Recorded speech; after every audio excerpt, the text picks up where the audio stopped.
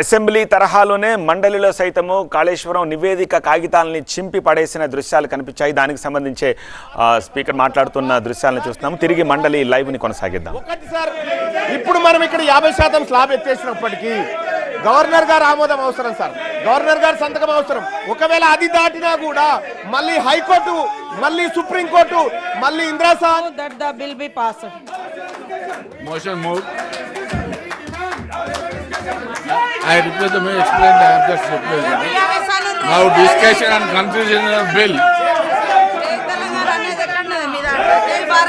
Teenmar Mallanna garu.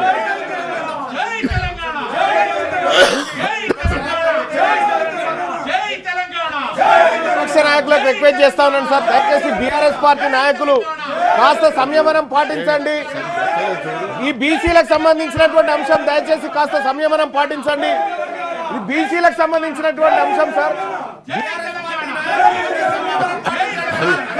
Already కెమెరాలలో వచ్చింది.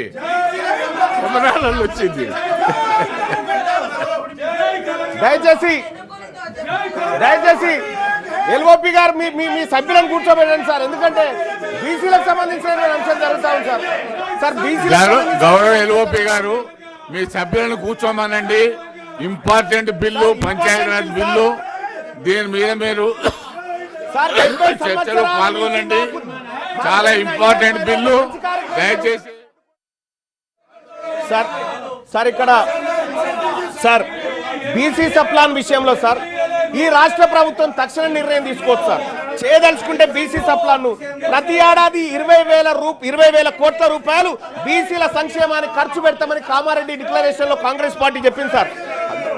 ఏది 5 ఏళ్ల కాలంలో 1,00,000 కోట్లు బీసీల సంక్షేమానికి ఖర్చు పెడతామని చెప్పినటువంటి కాంగ్రెస్ పార్టీ రెండు బడ్జెట్లలో కలిపి కనీసం 20,000 కోట్లను కూడా బడ్జెట్ లో కేటాయించలేకపోయింది సార్. ఇక్కడ వివక్ష కనిపిస్తా ఉంది సార్. ఇది జయంగా కాంగ్రెస్ పార్టీని అడ్డుకోవడానికి ఏ శక్తి లేదు సార్. మేమందరం సపోర్ట్ చేస్తాం సార్ ఈ విషయంలో.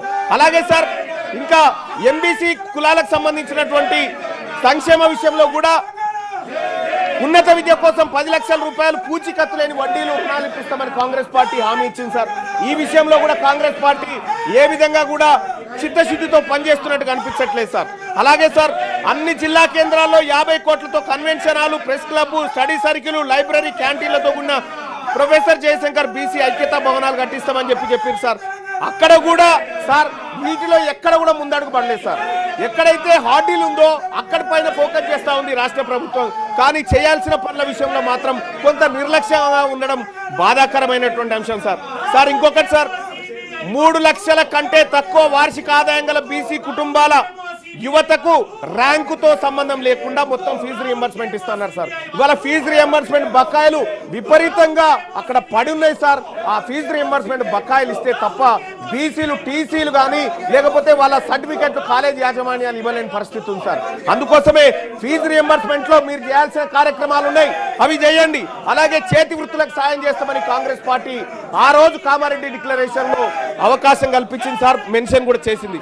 వృత్తి బజార్ పేరుతో ప్రతి మండలంలో 50 దుకాణాలు, షాపింగ్ కాంప్లెక్స్ ఏర్పాటు చేసి మంగలి, వడ్రంగి, చాకలి, కుమ్మరి, స్వర్ణకారుల వంటి చేతి వృత్తుల వారికి ఉచితంగా షాపు స్థలాలు అందజేస్తామని చెప్పారు సార్.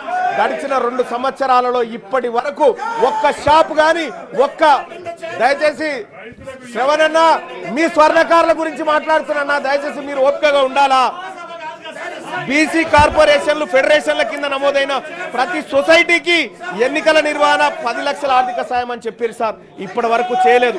నేను అడుగుతా ఉన్నా, గౌరవ మంత్రివర్యులను అడుగుతా ఉన్నా, మీరు అమలు చేయడానికి, మీరు ఇవ్వడానికి సిద్ధంగా ఉన్న అంశాలు అనేకం ఉన్నాయి ఇక్కడ. వీటిని చిత్తశుద్ధితో అమలు చేయండి. 42% రిజర్వేషన్ విషయంలో మీరు పోరాడుతున్నటువంటి విధానంలో కానీ లేకపోతే కేంద్ర ప్రభుత్వం సృష్టిస్తున్న అడ్డంకుల విషయంలో కానీ మేము మీకు అండగా నిలబడతాం. కానీ మీరు కామారెడ్డి డిక్లరేషన్ లో ఇచ్చిన ప్రతి అంశాన్ని అమలు చేయడంలో మీ చిత్తశుద్ధి సరిగా లేదని అర్థమవుతా ఉంది. అలాగే అధ్యక్ష